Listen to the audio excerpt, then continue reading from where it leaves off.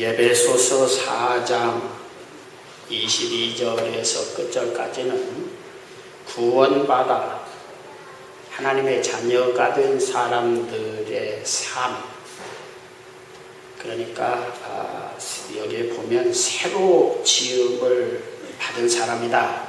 24절에 보면 하나님을 따라 의와 진리의 거룩함으로 지으심을 받은 새 사람, 이런 말씀이 나옵니다. 그래서 이러한 구원받고 영생을 얻고 하나님의 자녀가 된 사람이 구원받은 다음에 이 세상에 사는데 어떻게 살 거냐, 그런 문제들을 쥐고 계세요. 때로시로 막 꼭지가 열릴 만큼 화가 나고 분노에 쌓일 때가 있습니다. 구원받은 사람도. 그래서 26절에 보면 분을 내어도 어떻게 하라고요? 해가 지기 전에 그 분노를 사기도록 해라, 이런 말씀도 거기 있어요. 그러니까 가끔가다 예수 믿는 것들이 그렇게 화를 내고 분에 막 이를 갈고 그러면 되나? 되지요. 다만 해가 지기 전에 풀어라, 그렇게 말씀한 것입니다. 그 다음에 오늘 32절 한 절 봤는데, 성도가 세상에 살면서 그래도 행복을 유지하면서 마음의 평화를 유지하면서 사는 방법, 그 비법을 가르쳐 주신 겁니다. 저는 이번 주간에 추석이 있는데 주보에 만남이 행복한 추석이 되려면, 이렇게 제목을 정했어요. 꼭 추석 때만이 아니고 인생을 구원받은 성도가 행복하게 살려면 이렇게 제목을 바꿔도 좋을 겁니다. 행복하기 원하시죠? 아멘도 안 해요. 어떤 젊은 새댁에게, 부부에게 추석날 앞두고 물었대요. 야, 이번 추석에 고향 갈 거냐? 그랬더니 가야죠. 그러더래요. 야, 추석 때, 설날 추석 때 고향 어때? 가는 고속도로나 이런 길이 어때? 막 무지무지하게 막혀가지고 그냥 오줌 말하고 오줌 쌀 것도 없어요. 그래가지고 어떤 분은 깡통을 하나 가지고 요즘 페트병을 하나 가지고 간다고 하더라고요. 막히면 그냥 거기서 어떻게 하려고. 그렇게 짜증이 나게 막 길이 막히고 그런데 뭐려고 가. 그냥 선물 같은 거 택배로 보내고, 택배 전 세계에서 택배 배달 운송 그 체계가 제일 잘 된 게 1위가 우리나라래요. 그냥 좀 한 2, 3천 원 주면은 그냥 시시한 것까지, 안방까지, 문 앞에까지 다 갖다 줘. 그런데 말이야, 택배로 좀 딱 붙이고 전화를 가지고, 어머니 안녕하셨어요. 제가 이번에 추석날은요, 제가 좀 형편이 있었어요. 그래서 못 가는데요, 제가 선물 보냈으니까 생선 보내고 한우 고기도 2억 보내고 갈비도 보냈으니까 아버님 어머님 건강하세요. 죄송해요. 그리고 인사하고, 그 다음에 딱 안방에 퍼져 배 깔고 누워서 남편, 아내, 아들 이렇게 둥글둥글하면서 텔레비전도 보고 그러면 줄 건데 뭐냐고 그렇게 고생스럽게 고향을 가려고 하냐. 여러분이 하고 싶은 말 물어본 거죠. 그랬더니 그 새댁이 그러더래요. 아이고, 어머니랑 형제들이랑 만나서 얼굴도 보고 이야기도 하고 하트도 치고 장기도 두고 바둑도 놓고 행복하잖아요. 정말 싹수가 있는 며느리요. 그죠? 며느리 잘 얻었어요. 그지? 여러분, 우리가 고향집에 갈 때에 선물 보따리 가지고 가는 게 문제가 아니고 행복 보따리를 가지고 가서 그 행복 보따리를 풀어놓고 서로 야몽야몽 부모 형제 나눠 먹고 행복을 나누는 것이 명절의 중요한 의미인 줄로 믿습니다. 그런데 이 행복이라는 게 뭐예요?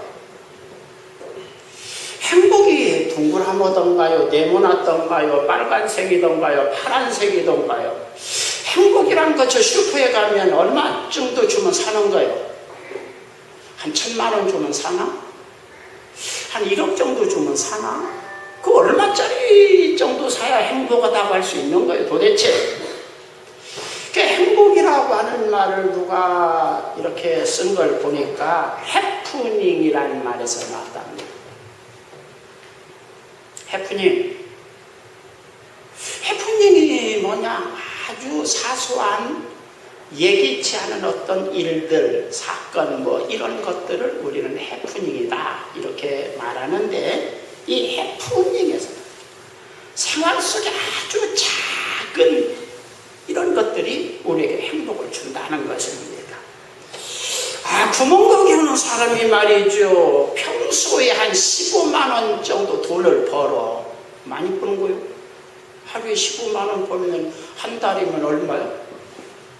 뭐 주일날 교회 나오고 뭐 그러면 한 350만 원, 한 400만 원 정도 구멍가게에서 버니까 그냥 괜찮죠? 거기에도 갔다 안 해요. 더 벌어야 되는데 이야기.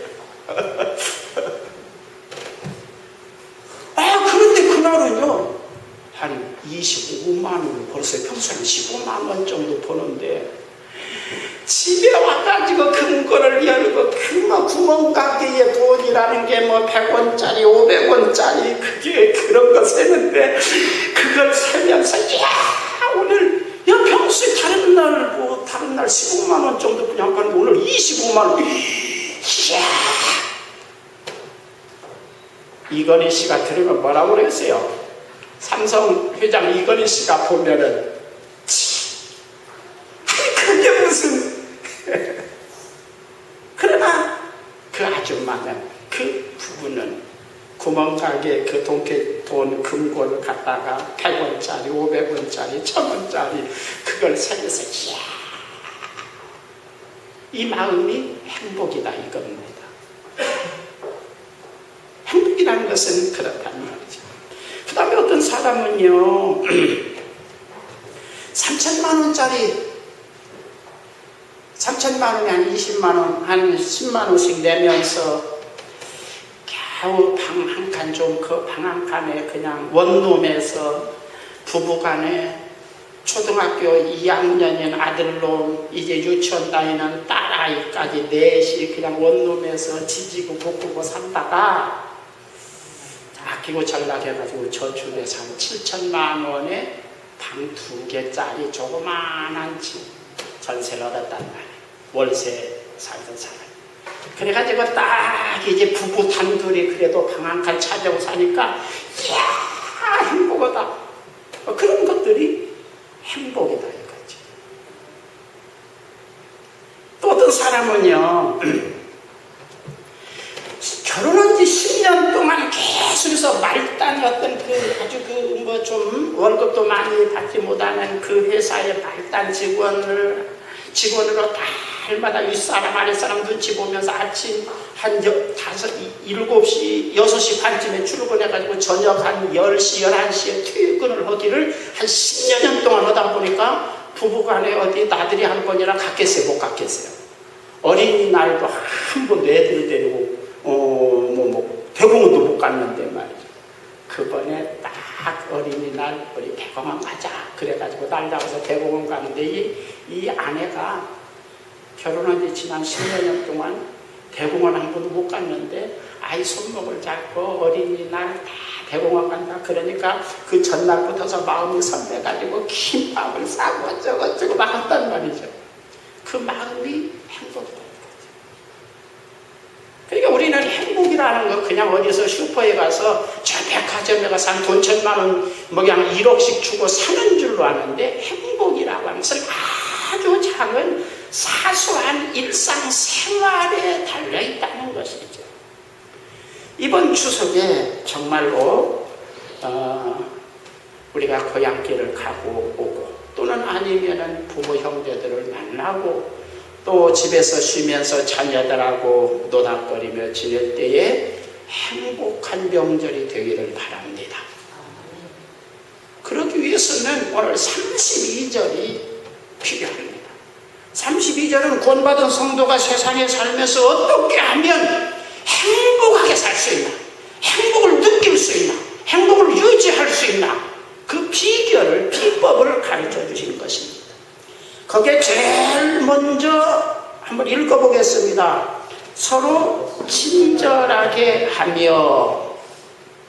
그런데 이번 번역에 친절이라고 번역했는데 그전 성경은 뭐라고 번역했을까요? 서로 인자하게 하며 이렇게 번역했어요. 내가 생각할 때 좀 어감이 조금 물로 말하면 한 발목근이 안 적시는 그냥 얍삭한 그냥 냇갈 같아요. 좀 깊이가 있는 좀 허리 정도나 차는 말이죠. 이런 깊이를 느끼는 그런 번역은 그 전에 인자라고 하는 말이 훨씬 더 잘 번역했다고 생각합니다. 인자, 이는 뭐예요? 유교를 대표할 때 유교는 뭐예요? 유교의 유교하면은 뭘 느끼는 거예요? 어질인, 그래서 인자, 어질인자를 쓰는 겁니다. 불교는 또 뭐예요? 불교하면 딱 자비, 그렇죠? 불교의 자비. 그러면 자, 유교의 어질인자하고 불교의 자비로울 자자를 함께 합치면 뭐가 돼요? 인자가 되는 거예요.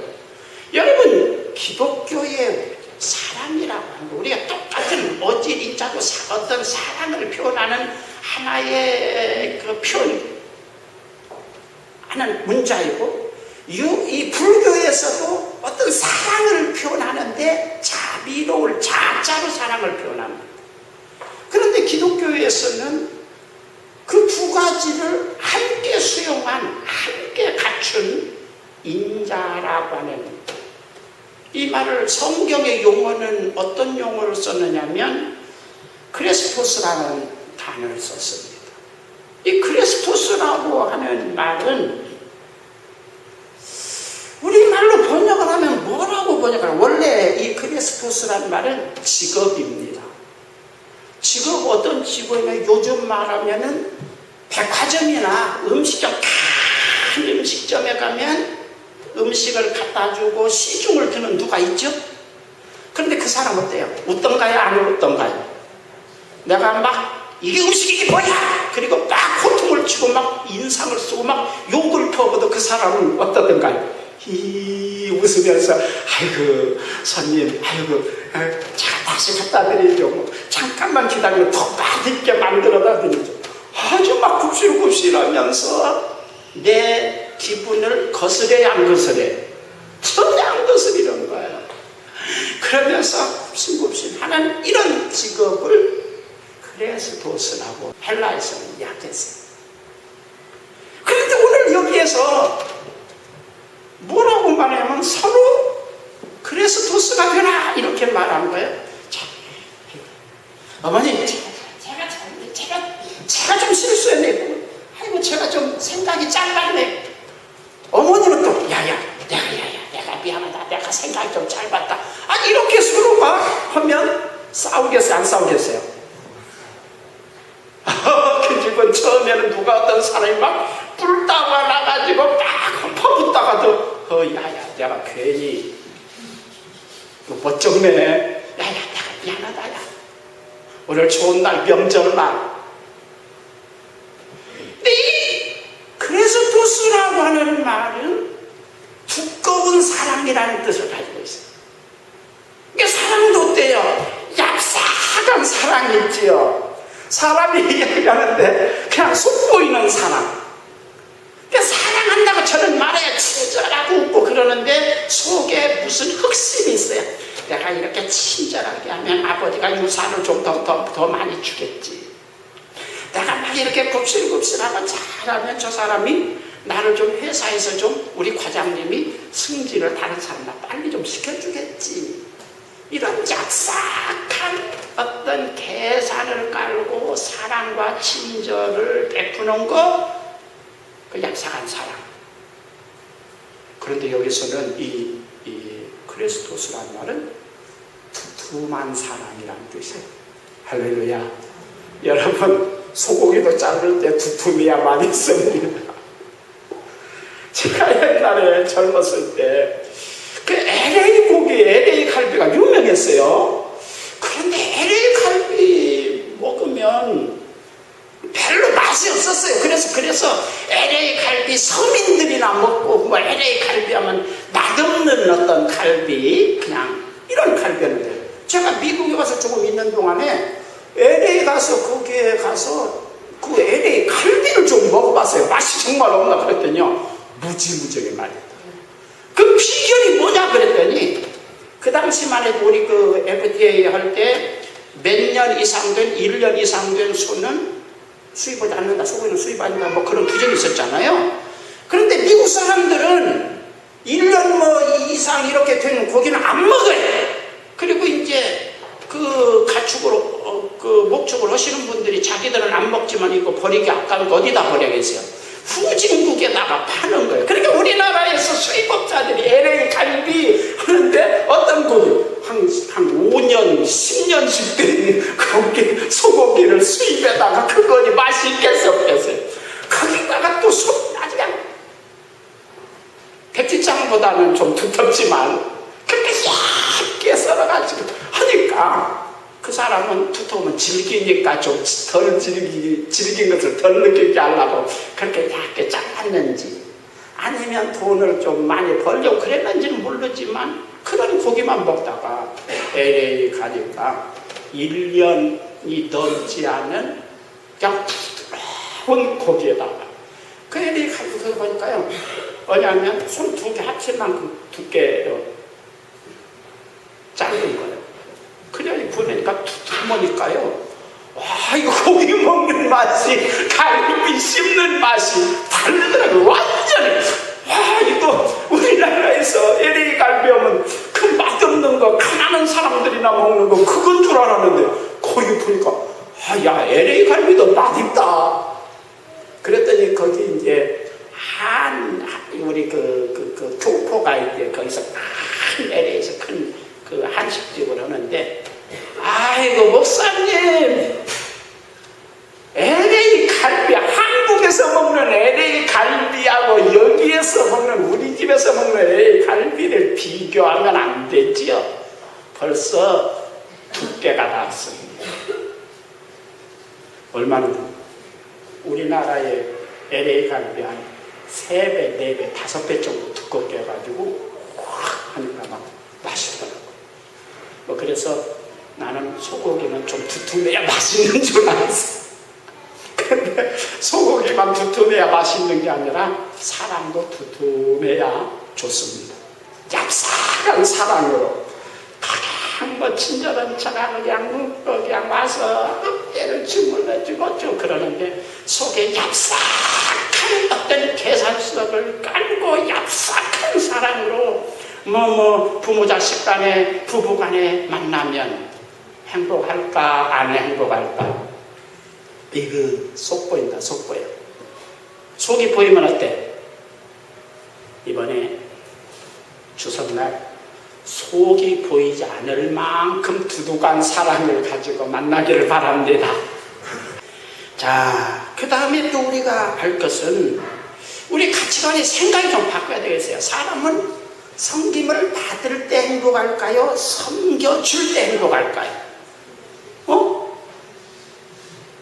크리스찬이냐, 크리스찬이 아니냐, 크리스찬 중에 제대로 된 크리스찬이냐, 엉터리 크리스찬이냐는 그것뿐만 아니라, 예수님께서 제자들에게 내가 온 것은 섬김을 받으려고 온 것이 아니고 섬기려고 왔다.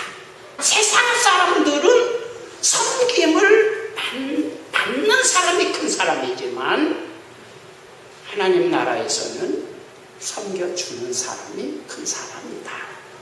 그렇게 말씀하세요.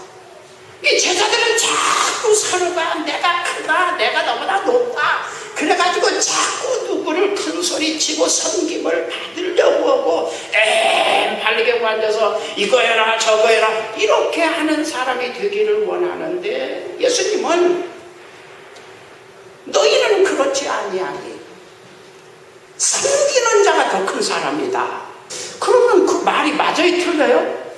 섬기는 사람이 큰 거요, 섬김 받는 사람이 큰 거요? 섬기는 사람이 큰 거예요. 그러니까 보십시오, 이건 생명관계를 이야기하는 겁니다. 남남관계를 이야기할 때는 섬김을 받는 사람이 큽니다. 무관계, 남남관계에 있어서 아무 관계가 없는 사람끼리에는 섬김을 받는 사람이 커요. 그러나 생명관계에 있는 사람은 반드시 섬겨주는 사람이 큰 사람입니다. 자, 한번 5살 먹은 아이가 부모를 섬길까요? 부모가 5살 먹은 아이를 섬길까요? 누가 똥을 좀 가리고, 누가 밥에서 먹여줘? 그러니까 우리가 생명관계, 아주 사랑이 깊은 관계일수록 섬겨주는 사람이 큰 사람이고요, 섬김을 자꾸 받는 사람은 아직 어린 사람이라는 겁니다. 아직 덜 자랐다는 겁니다. 여러분들은 성숙한 성도가 되기를 주의 이름으로 축원합니다. 그래서 주님께서도 마태복음 23장 11절에 너희 중에 큰 자는 너희를 섬기는 자가 되어야 하리라. 큰 자가 섬기는 겁니다. 한번 옆에 사람 인사합시다. 큰 사람이 섬겨준다. 그러니까 나이하고 상관없이 내가 자꾸 섬기는 사람이 큰 사람, 교회 직분하고 상관없이 섬겨주는 사람이 큰 사람. 이것은 기독교 문화에서는 모든 권력에 대한 그 대통령이라든가 또는 장관이라든가, 장관은 뭐냐, 미니스터라고 말합니다. 이게 작은 사람이다. 대통령을 프레지던트라고 합니다. 백성을 배우고 섬기는 사람이에요. 그래서 레지던트, 우리 병원에 가면 레지던트 뭐예요? 의사 중에 견습생 의사 레지던트 앞에다가 백석이라고 피를 붙인 겁니다. 그게 대통령이에요. 근데 후진국에서 대통령은 막 그냥 권력 뭐 이런데, 선진국 같은 데 보면 대통령은 진짜로 국민들이 네가 내 종이지 뭐야 이런 생각을 가지고 있어요. 모든 고급 공무원들은 너희들은 다 내 종이다, 나를 섬기는 사람이라고 인식을 하고 있는 거예요. 그리고 그 사람들도 그렇게 인식하고 있어요.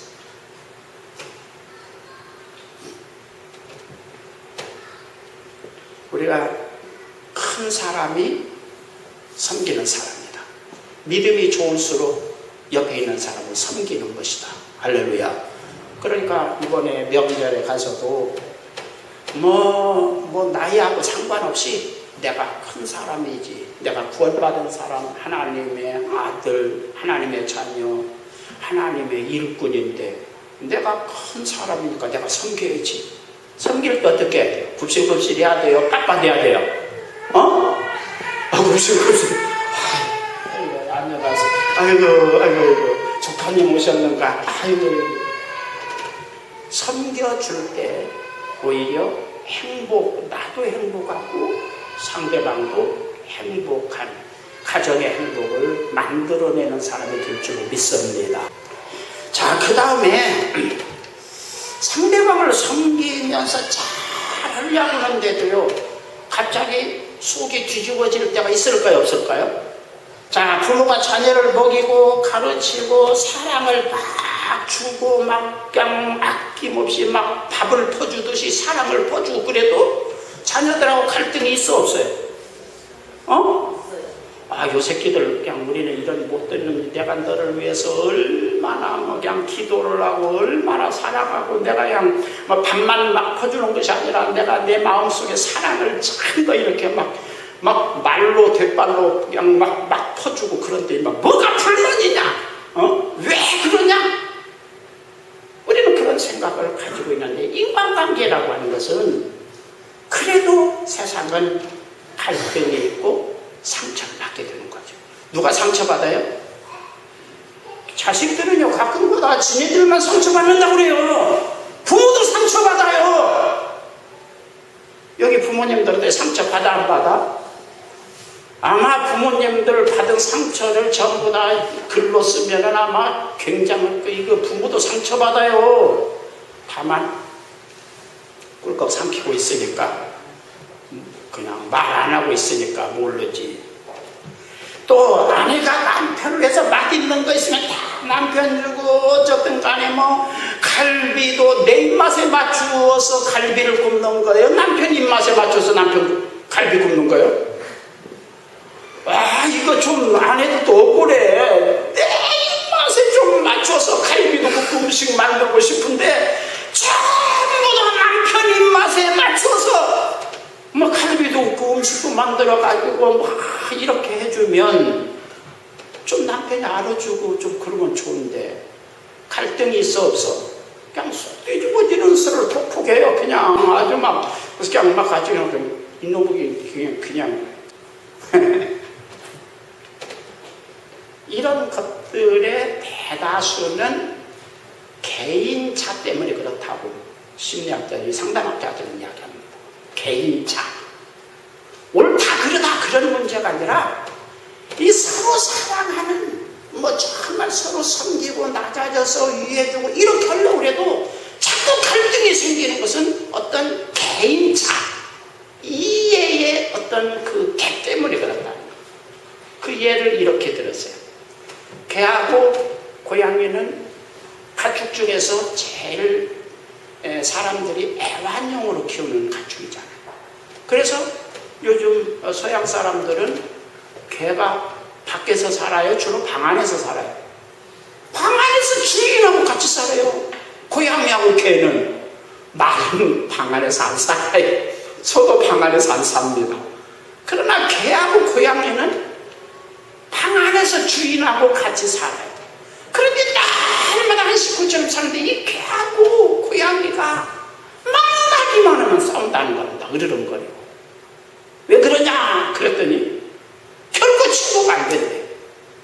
왜 그러냐 그랬더니 어떤 사람이 영어 보니까 꼬리 때문에 그랬답니다. 꼬리가 개 전부예요? 개 일부분이에요? 이건 꼬리는 사실은 별로 중요한 것도 아니야. 발 걸어다니는데 필요한 것도 아니고, 뭐 밥 먹는데 필요한 것도 아니고, 꼬리 뭐 이거, 고양이나 개나 꼬리 이거. 그런데 그 꼬리 때문에 그렇게 싸운답니다. 왜냐하면요, 개는요, 기분이 좋으면 꼬리를 바짝 들고, 기쁘다. 주인님 기쁩니다. 반갑습니다. 좋은 친구 만나면 참 개들도 서로 친구 있잖아요. 친구는 꼬리를 흔들면서 야 매니더 잘 있었냐 기쁘다 꼬리를 흔든다는 겁니다. 그런데 고양이는 기쁘면 꼬리를 내린답니다. 근데 개는 언제 꼬리를 내려요? 기분이 나쁠 때. 이 새끼 한번 해보자는 거지. 마음에 어떤 겁을 먹고 있으면서 마음속으로 벼르고 있을 때는 꼬리를 내리고 이렇게 한단 말이에요. 그때 꼬리를 내리는 거예요.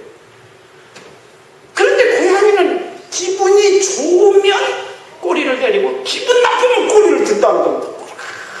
이 새끼 뭐 한번 해볼래? 하고 꼬리를 든다는 거예요. 그러니 개가 볼 때 고양이가 볼 때 개가 꼬리를 막 들고 흔들면서 고양아 반갑다 막 하고 달려드는 거예요. 그러니 고양이는 언제 꼬리를 들어요? 기분 나쁠 때 한번 해볼래? 할 때 꼬리를 드는 거거든요. 그러니까 개가 반갑다 꼬리를 들고 막 달려오니까 고양이는 뭐라고 생각하냐면 저게 한번 싸워보자는 거지. 죽기 살기로. 그래 한번 해보자. 그래가지고 또 고양이가 기분 좋을 때 어떨 때요? 꼬리를 내리고 딱 이렇게 가까이 오면 개가 저게 꼬리를 한번 지금 나를 지금 갑자기 공격하려고 저놈이 살살 지금 벼르고 달려오고 있구나. 그래가지고 걔도 꼬리를 떼고 벼르고 있다가 꽉 가까이 오면 불어 뜯는다 이거예요. 그러다 보니까 이게 영원히 만나면은 같은 집에서 같은 밥상에서 같은 집 침대 옆에서 놀고 3년 4년씩 지내더라도 계속해서 만나면 싸운다. 뭐 때문에 싸워요? 꼬리 때문에 싸워요. 꼬리. 아무것도 아닌 그 꼬리 때문에, 꼬리를 드느냐 내리느냐 그것 때문에 싸운다는 거예요. 그런데 인생도 그런 것 같아요. 가만히 보면 남편이 말을 어떤 게 지금까지 살아오면서 말을 표현하는 양식이 표현하는 어떤 방법이 있다고요. 그런데 한 몇 년 동안 살면 그것을 서로가 이해해야 되는데 그게 잘 안 되는 거예요. 남편이 그런 이야기면 또 반대로 또 그렇게 말한 거지 뭐. 사실은 그 어떤 그 습관 때문에 어려서부터 표현하는 그 방법이 그렇게 되었기 때문에 그래. 미워하는 건 아니야. 다만 감정이 있는 것도 아닌데 그 표현하는 어려서부터 표현하는 길들여진 그 방법이 말을 표현하는 방법이 그렇게 되었기 때문에 그래. 그러니까 이것이 서로가 타협하고 서로가 이걸 고치면 좋은데 고쳐질 수도 있지만 안 고쳐지는 경우도 있어요. 평생 동안 뭐 결혼은 한 30살 때면 30년 동안 이게 몸에 밴 것이 하루아침에 딱 고치겠어요? 어때? 나무 한 30년 정도 크면은 마음대로 휘어져야 안 휘어져요? 한 30년 동안 큰 나무 한꺼번에 안 휘어져. 잘라서 죽여버리면 모르지만. 그러니까 안 고쳐지는, 고치려고 노력해도 안 고쳐지는 그런 분들은 상담하면서 그냥 받아들여라. 그러거니 저 사람은 그러구나. 나를 미워해서가 아니라 오늘 말하는 본사가 그렇구나.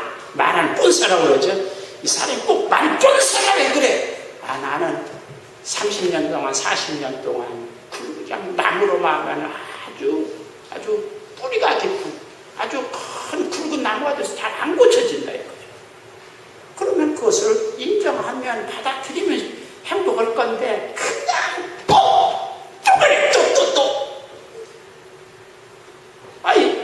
몸에 아주 배워가지고 또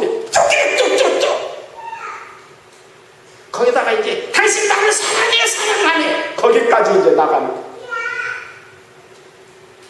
그 사랑을 아무도 한다고 그래도 그게 이게 몸에 배어서 뿌리 깊은 나무처럼 되어가지고 잘 안 되는 것들은 어떻게 해야 돼요? 오늘 보니까 용서해라, 용납해라 그렇게 되어 있습니다. 따라서 합시다. 용서하고 용납해라. 용서라고 하는 말은 아주 큰 잘못, 그냥 살인죄나 아주 큰 중요한 이런 것들은 우리가 다른 개념으로 용서를 우리가 이해를 해야 되겠지만 여기서는 소소한 이런 것들은 어떻게 해야 되느냐? 그냥 통과. 우리 해결 안 되고 복잡하면 어떻게 수수께끼나 이런 거 불 때 내가 잘 모르겠으면 어떻게 하던가요? 통과. 통과. 그냥 따지지 말고 좀 통과하시기 바랍니다. 그러면 훨씬 더 명절이 또는 인간관계와 가정생활이 훨씬 더 행복하리라고 믿습니다. 그러니까 우리가 또 이번에 이제 고향에 가면 조카들이나 이런 아랫사람 만나잖아요. 손 아랫사람 만나잖아요. 그런데 요즘 젊은 것들은 참 이해가 안 되는 거 있잖아요. 요즘 젊은 여자들을 보면은 참 옛날에 어른들은 빤스를 입고 다니는 것 같잖아요. 그래 안 그래요? 옛날 어른들을 보면 그런 빤스 입고 어디 길거리를 나와요. 우리 김보진 집사님 그래 안 그래? 옛날에 그러는데 어떻게 여자가 어디 밖을 다녀요? 술집 여자도 그렇게 안 했어요.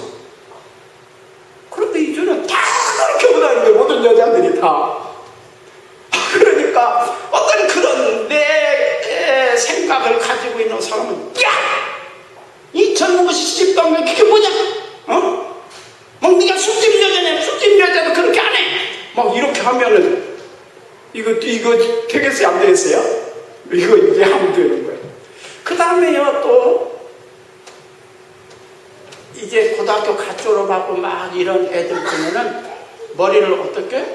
여기만 남겨놓고 청담 감고 여기만 남겨놓고 거기다가 이 머리를 빨간색으로 이렇게 들여가지고 그런 사람 봤어요?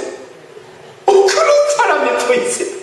여러분 명절에 가면 한 1년, 2년 동안 안 봐서 몰랐는데 아버지 집에 고향 집에 갔더니 조카라고 왔는데 그렇게 하고 왔단 말이죠.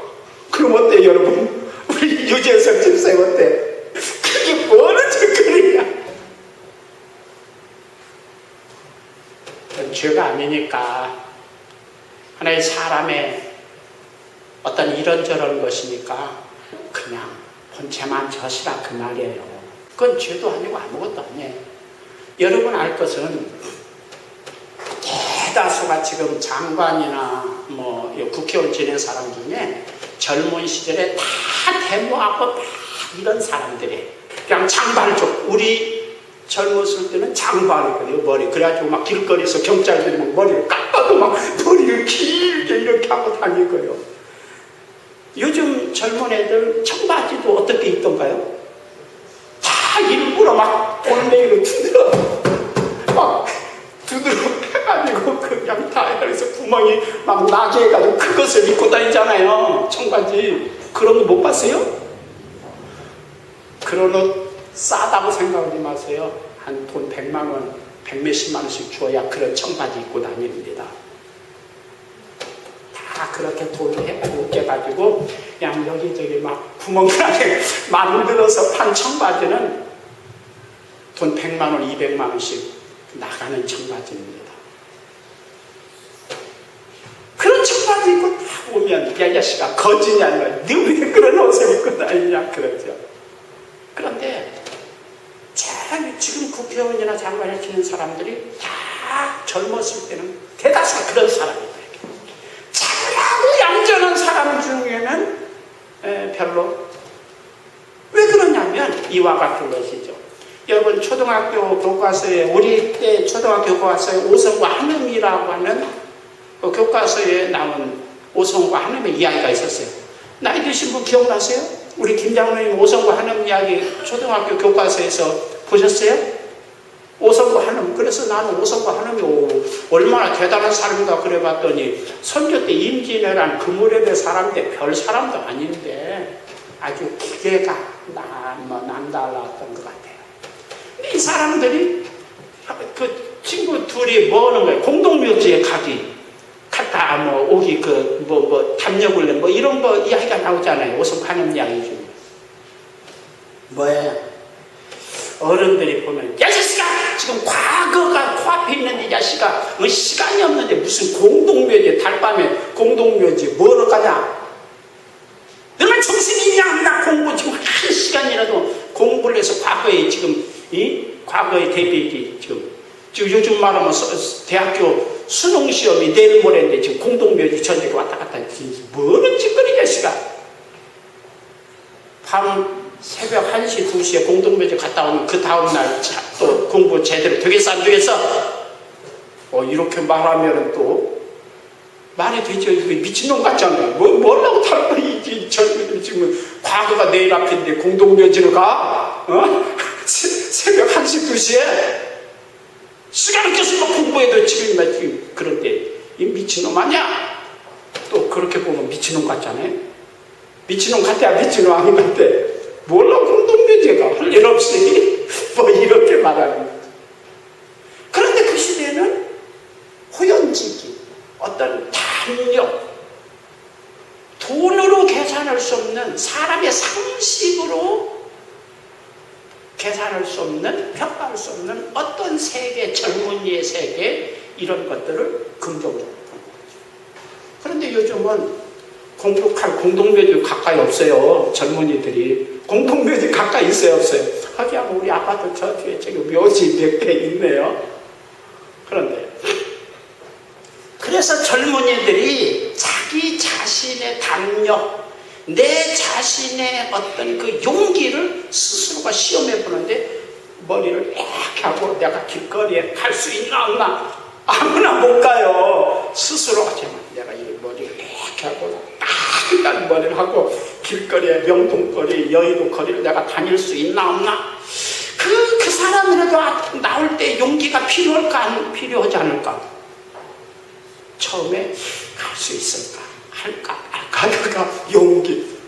오성도 하나님의 공동묘지 가는 그 용기를, 담력을 지금 스스로가 시험해보고 있는 거예요. 그러니까 그런 사람들은 앞으로 큰 사람 될 사람이라고 생각하고 여러분들이 높게 봐주기를 바랍니다. 그러니까 조카나 또는 뭐 아들이나 이런 사람들이 이해할 수 없는 어떤 옷을 입고 다닌다던가 머리 모양을 하고 다닌다던가 그러더라도 그런 것들은 죄도 아니고 일시적인 어떤 바람의 현상이라고 이해하고 그냥 명절에 가서 그런 거 따지지 말라 이 말이죠. 그래야 여러분들이 가정의 평화가 유지됩니다. 남편에게도 그렇고 아내에게도 그렇고 그런 것들을 전부 다 이야기하면은 자식놈도 못 키웁니다.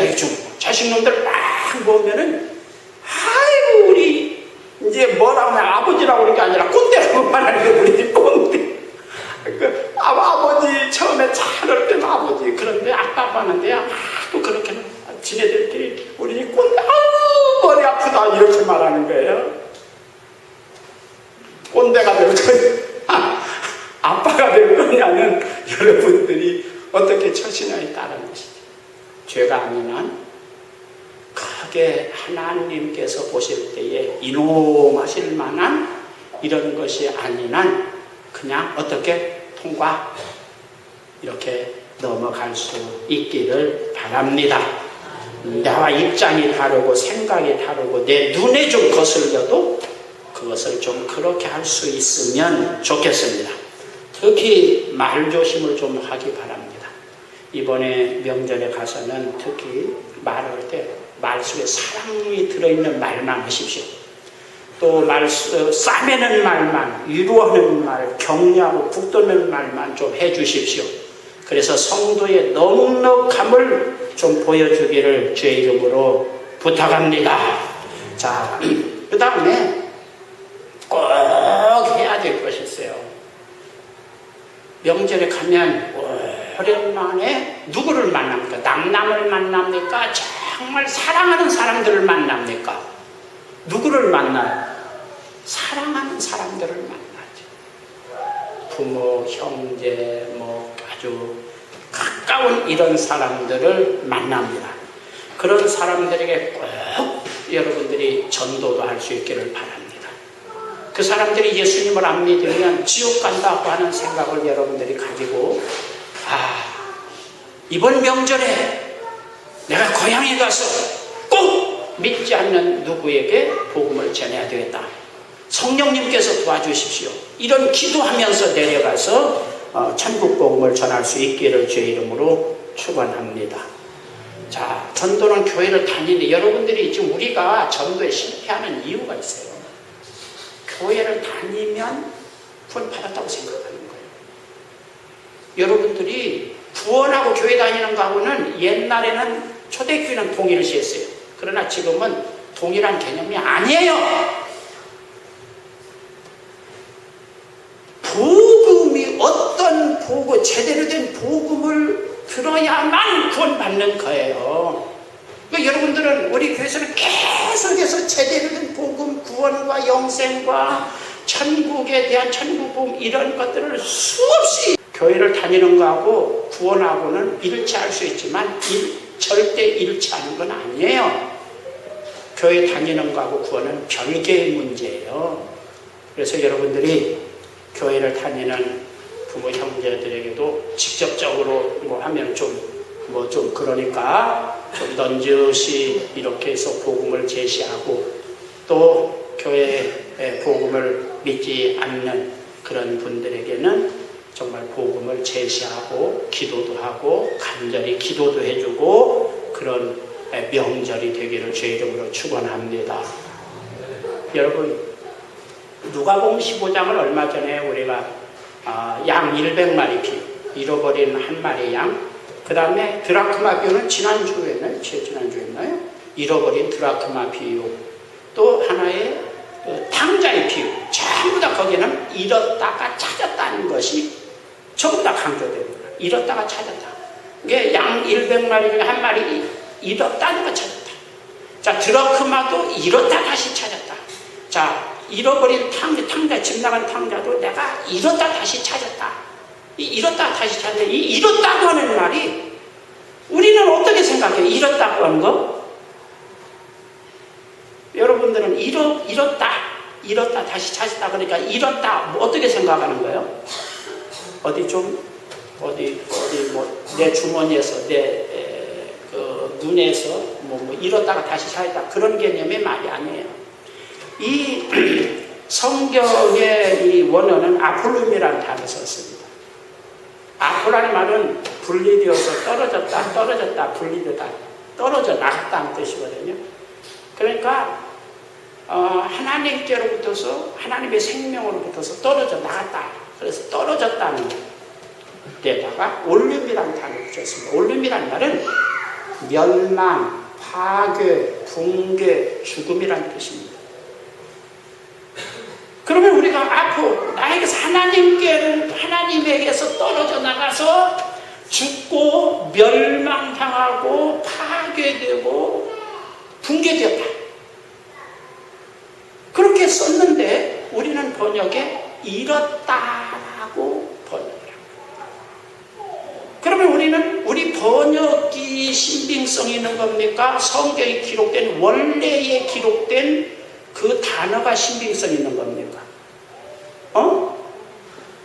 우리 번역은 우리가 글을 모르니까 성경이 기록된 그 글자를 모르니까 우리가 소통할 수 있도록 번역하는 것이고 본래의 뜻은 하나님께로부터 떨어져 가지고 죽고 멸망당하고 파괴당하고 이런 사람이라는 것입니다.